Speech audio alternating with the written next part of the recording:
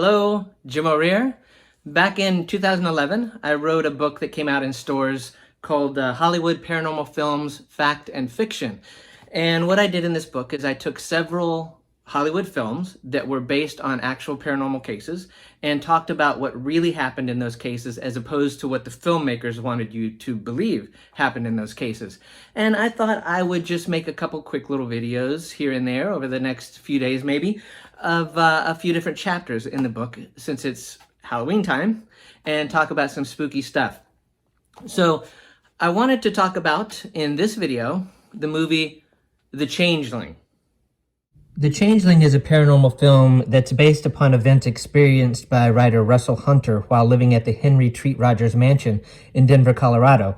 And with most films based on true stories, it does stray from the facts a little bit, but since Russell Hunter is also the screenwriter, writing from his own experiences at the Haunted Mansion, the film really follows the true life case pretty closely. George C. Scott stars as Dr. John Russell, which is kind of a nod to Russell Hunter, who the story is about. And Russell Hunter was in reality a playwright. Well, George C. Scott plays him as a composer who's living in New York City and moves across country to Washington State following the deaths of his wife and daughter in a traffic accident. And while in Seattle, Russell rents this old Victorian mansion and, uses it to kind of get away and try and put his life back together. But once he settles in, he finds out that he's not quite alone in the historic house.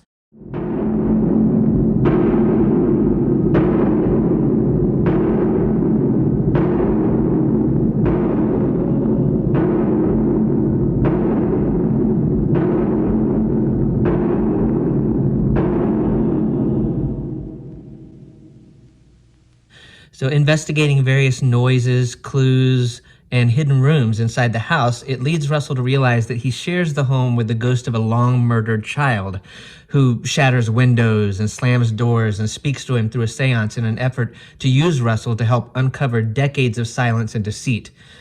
Further investigation guides Russell to find that the mystery is linked to a powerful local family, the heir of whom is a wealthy United States senator. Now, the writer, Russell Hunter, said in a 1980 interview that he based many elements of The Changeling on experiences from his first months in Denver in 1968 while living in a large house at 1739 East 13th Street, the north edge of Cheeseman Park. Now, he states that he moved from New York to Denver and rented this large historic home for the unbelievable price of $200 a month because no one else wanted to live there. The building Hunter rented was the Henry Treat Rogers Mansion. It was built in 1892. And just over a week after moving into the mansion, strange things began to happen, like banging and crashing were heard regularly. And it was seeming to come from a bedroom fireplace.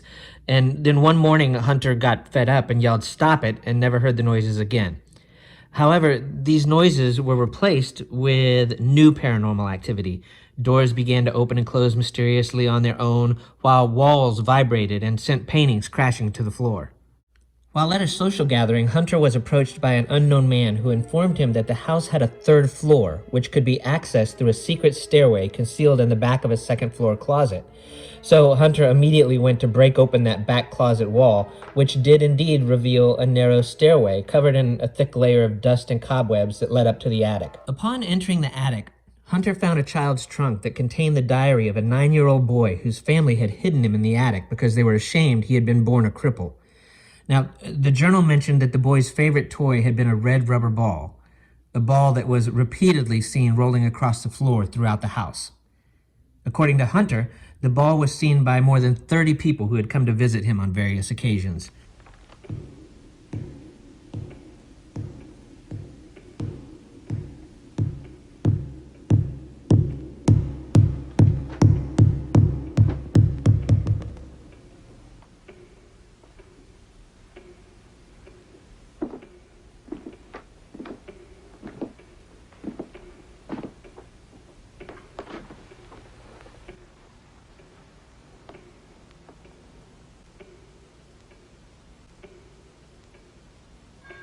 The images of the boy's abandoned wheelchair and rolling red ball are some of the strongest and creepiest images shot for the movie The Changeling.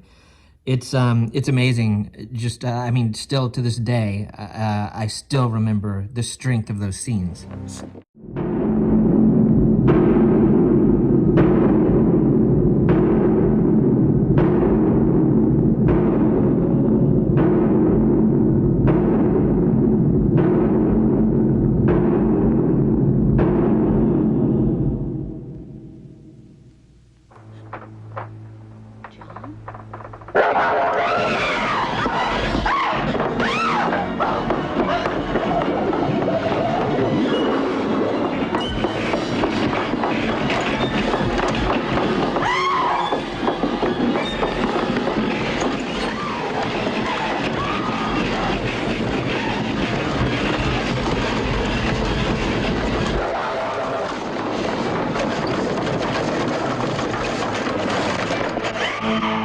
So Hunter was told by friends that he should bring in a medium to conduct a seance in order to try and contact the unseen entity that roamed in the house.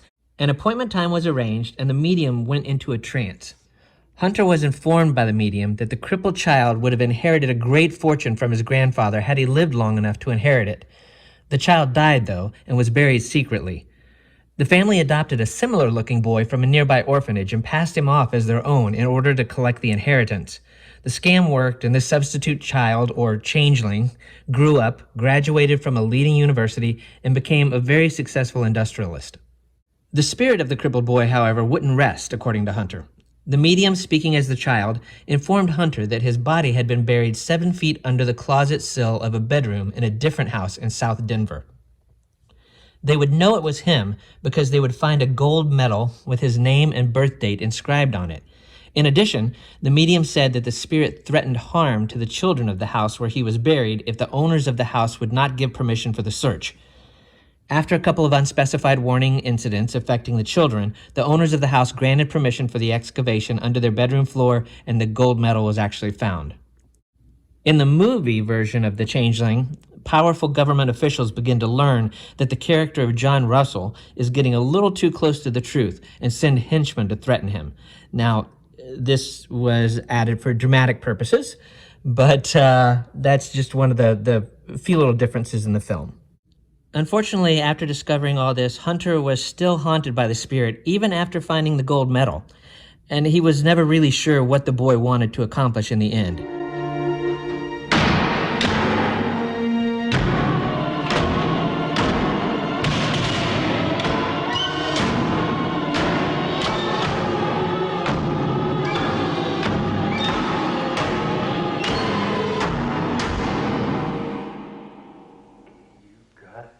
Son of a bitch. What is it you want? What do you want from me? Disturbances at the Henry Treat Rogers mansion continued, including the explosion of some glass doors that blew up as Hunter approached them, which threw projectiles of glass shards that actually severed one of Hunter's arteries. Eventually, Hunter was driven out of the house. In the movie, the house is set on fire and burns to the ground. However, it was actually in reality in the 70s, the mansion was demolished on an order. And the last creepy thing happened that during that demolishment, the walls of the bedroom exploded and crushed the man that was operating the bulldozer. Not covered in the movie is what happened to Hunter after he left the house. Hunter moved into a different house on Kearney Street, but the entity followed him there and continued the pranks and disturbances. So Hunter called upon a priest from Denver's Episcopal Church to perform an exorcism. And the priest admitted that he did seem to have a problem and that he did perform the rites of exorcism in the second house. And apparently those rites worked, and no more was heard from Hunter regarding the hauntings after that. So that's The Changeling. It is one of my all-time favorite ghost films. It's super, super creepy. Great viewing for the Halloween season. And the movie actually follows the real true-life case very closely since it was written by the same guy that the experiences actually happened to. So if you haven't seen it, go stream it, rent it, whatever. Check it out. It's a lot of fun. So I want to thank you for watching this video. If you enjoyed it, please subscribe to the channel. Just hit the subscribe button and join us next time for more fun. Thanks.